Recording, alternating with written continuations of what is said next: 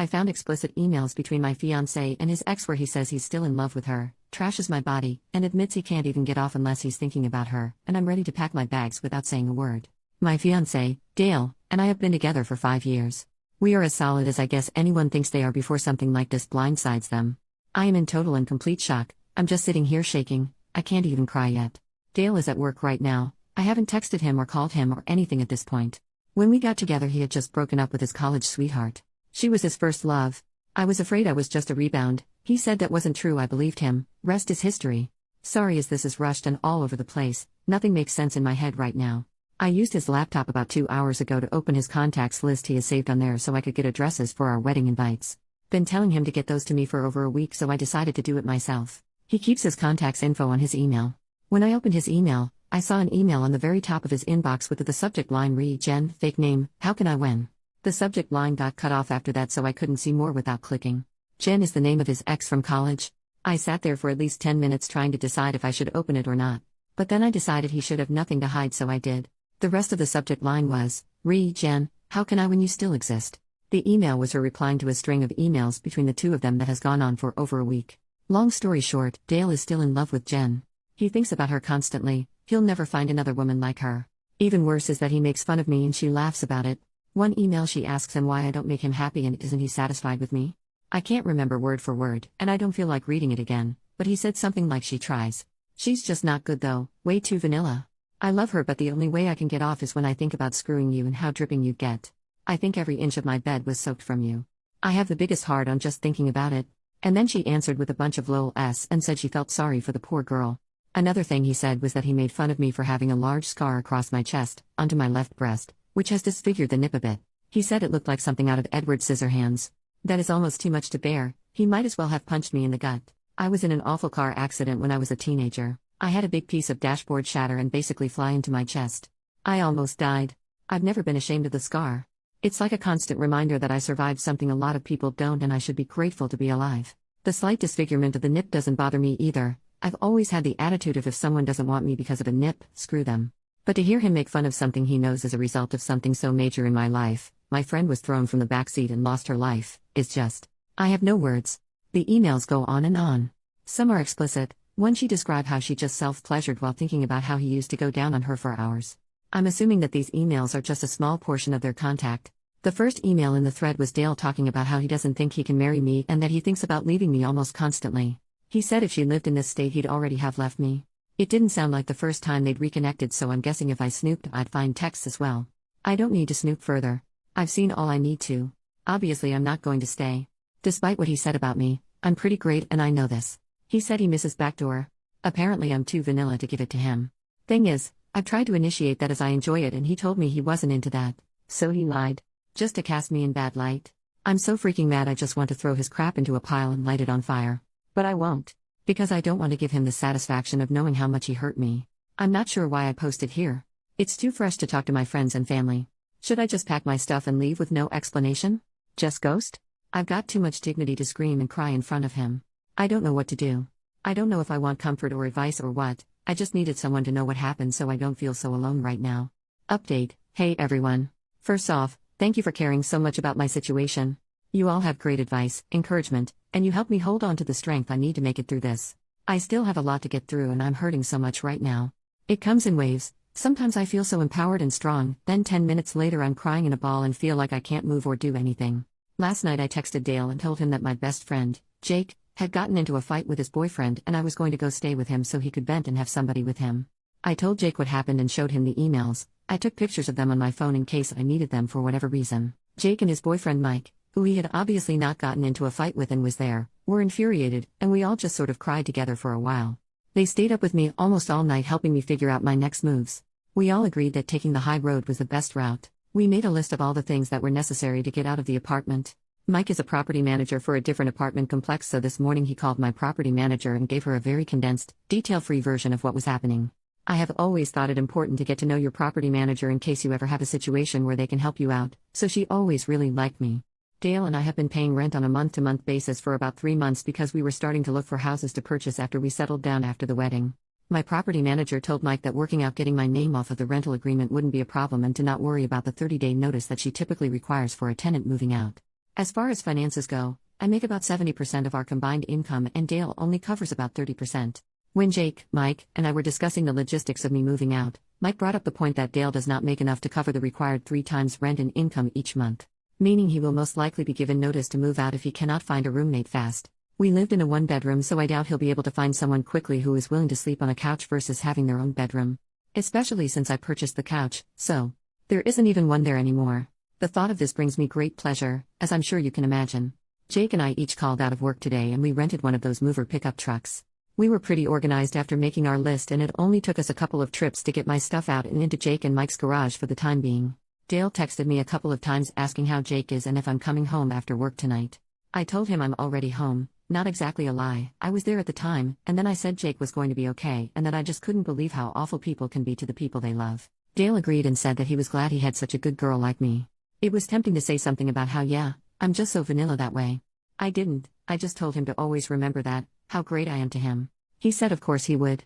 That felt pretty satisfying, and I hope he does remember that every day for the rest of his life. Whoever it was that posted about the vanilla ice cream idea, Jake, Mike, and I laughed about that hysterically last night. It was the first thing that made me laugh like that and maybe the only thing for a while, so thank you for that. I didn't end up ruining any of Dale's stuff. I didn't print out the emails and send them to his family/friends. I didn't do anything destructive or spiteful. However, after all my stuff was out, Jake and I made a trip to the grocery store.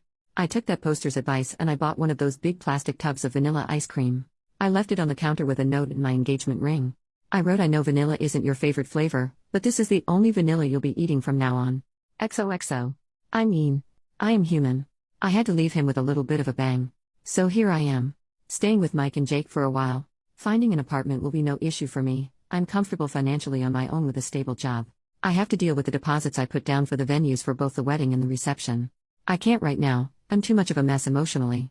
I will by the week's end though, as I know I can't put it off any longer if there's any hope at all of getting refunded. I had already booked our honeymoon, but I did pay the extra for insurance if the trip needed to be cancelled. I honestly don't really know what exactly the insurance covers. I'll have to look into it. Whether or not I can get a refund for Dale's ticket, I will be going on my first trip out of the country on my own and I am happy about this. It's one bright thing to look forward to through this whole mess. I will sell my wedding dress, which was a low-cut dress by the way, and showed my scar off as much as a wedding dress can. I guess Dale would have found that gross. Or maybe I'll burn it. Burning it sounds kind of fun because I've been holding back so much on not being destructive in a time where I would have found great, albeit temporary, pleasure in burning everything Dale has ever owned. Burning my dress is something I can do privately that will still be satisfying. I can scream and cry and throw rocks at it, pour lighter fluid all over it, watch it burn, and then cook a s'more over it. Because I love s'mores, so why not? I am walking away from Dale with my head held high. The best revenge is to walk away as dignified as possible and to not sink to his level. I was close with his family, but I'm not going to worry about what he tells them. I am positive it won't be the truth. There is no way he's got the balls and decency to tell them what he did. But I know what he did, he knows what he did, and all the people who truly love me and who I am close with will know what he did. That's all that really matters. Though it's nice to have those emails just in case Dale tries to take things too far or something. I'm going to be okay. I'm having one of my empowered moments, though I just spent the last hour in the bathtub sobbing. Like I said, waves. Jake told me that Dale isn't worthy of my quirky nip, and I agree. When I got in my accident, I was lucky that the shrapnel didn't pierce my heart. I did, however, suffer from a pretty significant heart contusion, basically a bruised heart, among other injuries. It was the most painful thing I've ever experienced. So yeah, this situation makes my heart hurt, but my heart has been through much worse and kept on ticking along. Sorry if I rambled a lot. Posting this to you all is like a form of therapy, and the more thoughts that pop up in my mind, I just write them down for you all to read. I haven't told my family and other friends yet. I'll be tackling that soon. I'm glad the invites hadn't already been sent, at least I don't have to send out a cancellation notice. I deleted Dale off all social media and blocked his email address. I didn't block him off my phone yet because, honestly, I'm curious to his reaction. I can promise you all that I will not respond at all. Not to a single text or call. But I can't help but be interested to see how he reacts. I will block him tomorrow though. Mike told me that the second his messages turn ugly or hateful because I'm not responding, block him. He doesn't want Dale to hurt me any more than he already has. He's right, and I really do plan to block him regardless by tomorrow after seeing his initial reaction. I guess that's all I have to update. Thank you all for caring about me. I will continue moving forward, and I will never stop wearing clothes that show my scar. I've never hidden it before, and I'm not going to let some jerk make me feel like I should. From the bottom of my heart, thank you all for your love. You gave amazing comments and messages. I will never forget the nice things you all have said to me. Seriously, thank you. P.S. I think I will dress up as Edward Scissorhands for Halloween. Edit. So last night got pretty crazy. It started with Dale playing dumb and asking what was going on, and what did he do? Like I promised all of you, I didn't respond. The jerk knew exactly what he'd done. He just kept texting and kept texting. One text that I found particularly infuriating was, "I can't think of anything I have done to deserve this. Whatever you think I've done isn't true. I'm sure you just misunderstood and I can explain. I mean, damn, you didn't have to be so dramatic and just leave me like this." I love how he was already saying that I just misunderstood what I think he's done and that he can explain. He's such a crappy person that he wouldn't even just come out and admit to the emails and say he's sorry. And then to call me dramatic. The texts progressed into angry ones. Here is a string of texts from him, word for word, except that I corrected some grammar because his grammar is ridiculous. Each text was probably sent about 2 minutes apart, sometimes less. Just so you understand the level of crazy here, I will refer to myself as L in these because he uses my name a lot and my real name starts with an L, so seems appropriate. I blocked him after this, by the way. Baby, you know how much I love you. I'm at a loss right now. I don't understand. Why won't you answer me? I just tried calling. L, please pick up. We are getting married. I thought you cared about me. I guess I was wrong. I guess you are cold-hearted. L? Baby? Are you okay? At least answer me so I know you are okay and not hurt or something. Seriously? L. Seriously, you're a beach. I didn't mean that. I'm just getting really worried and upset. He took about a 20-minute break between that one and this monstrosity. You know what? I did mean that. You're a effing beach for doing this. If you were unhappy, you should have told me. I can't believe you would do this to me. I love you. You are just like your father, but even worse because at least your mom is a cunt and so are you, so who can blame him? Don't ever contact me again or come crawling back, and good luck finding a guy who will love a effing circus freak bitch. Lol lol lol, dumbass. So that's when I blocked him. I know nothing he said was true, but still. This wasn't just an email to his ex, this was something he sent to me directly. I cried a lot after that one. It hit me pretty hard. This is someone I was planning a future with just a couple of days ago. He was so sweet, as far as I knew, obviously. He used to kiss my hand almost every morning. It's just such a shock, it's hard to wrap my mind around it. Last night was a really tough night to get through for me. I keep reading back what I wrote in this update last night, and it helps to keep me feeling strong. I keep reading all of your lovely comments and messages from the original post, and it helps to keep me feeling loved and strong. Jake and Mike are wonderful, and I'm lucky to have them to hold my hand and help me through this. Though his texts hurt me, they also reaffirm that he's a spineless weasel and that I 100,000% did the right thing by leaving. He's making it really easy to get over him. Sorry this got so long. I wanted to really include you all in what's happening. Thanks for checking in on me and caring about what happens to me. Love to you all. Little update. I had a lot of people PM me asking if there were any signs that Dale was a jerk so they know what kind of red flags to look out for. Honestly, no. I wish I could say yes to that so I could potentially prevent others from going through what I did or something similar. He was very attentive and loving. He never once made fun of my appearance. To my face, he seemed to appreciate my ambition and independence. I never felt controlled or criticized for being a financially stable, educated woman. I had a therapist after I lost my friend in the accident. My father had also walked out earlier that year, so we were discussing this and how I hadn't seen it coming. My therapist told me that people can make you see whatever they want you to see, but that they can't keep up the facade forever. Things almost always come to a head eventually. The only thing you can do is be secure enough with yourself to understand that the faults of others has nothing to do with you. Just make sure you surround yourself with enough good people that you can afford to lose one or two along the way. I suppose that would be my advice on the matter.